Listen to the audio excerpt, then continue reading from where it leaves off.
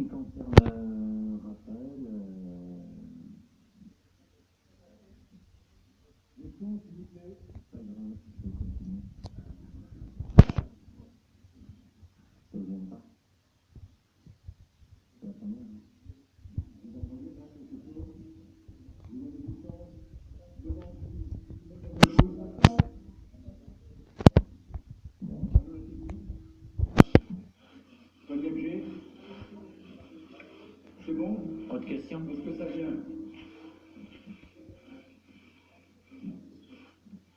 Est-ce que c'est réparé?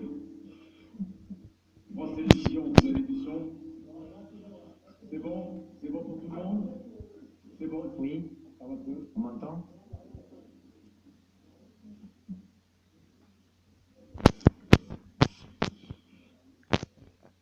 Il y a déjà des détails extrêmement serrés.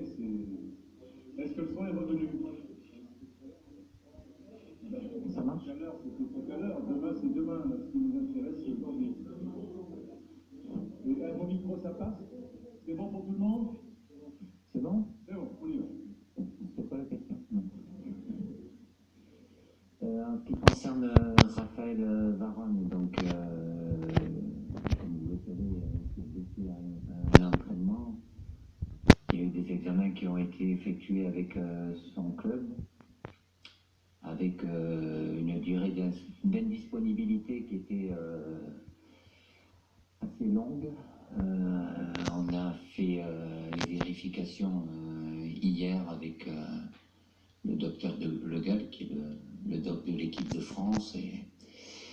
Et suite à ça, par rapport à nos échéances aussi, et une durée d'indisponibilité longue et incertaine, j'ai pris la décision de ne pas retenir Raphaël, parce que bon, comme vous le savez, on commence la compétition le 10, 15, 19.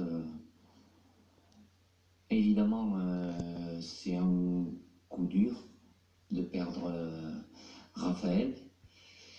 Mais après, je dois penser aussi par rapport à un collectif, un groupe avec des échéances. Avant de penser à après le 19, j'ai surtout à penser au 10, au 15 et au 19, c'est-à-dire les 3 premiers matchs. Mais je sais pas, il m'a demandé le deuxième. Non. Adil, oui, c'est vrai, il n'était pas dans la liste des réservistes.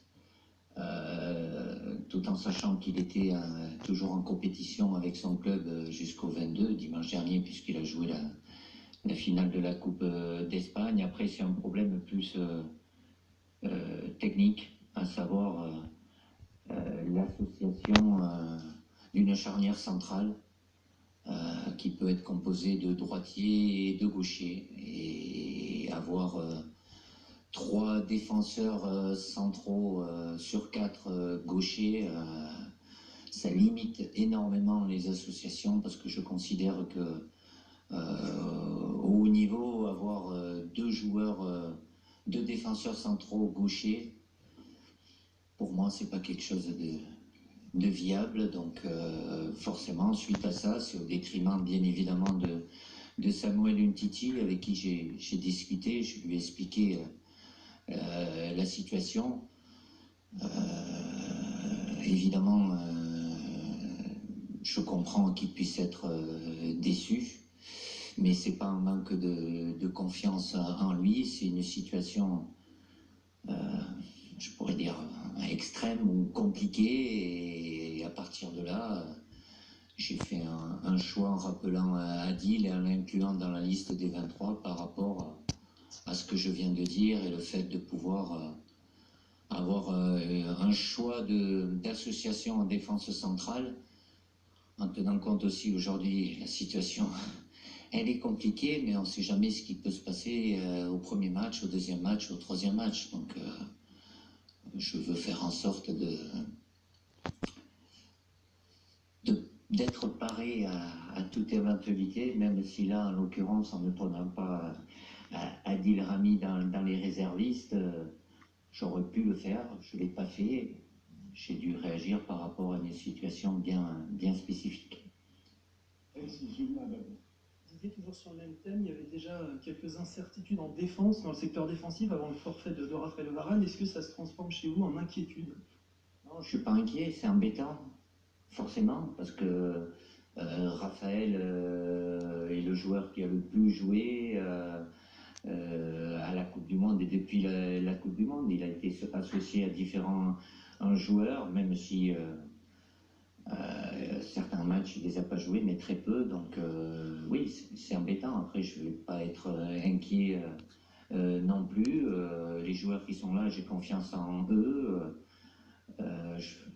Maintenant, c'est de faire en sorte de trouver une solution qui soit la meilleure possible pour moi et pour l'équipe.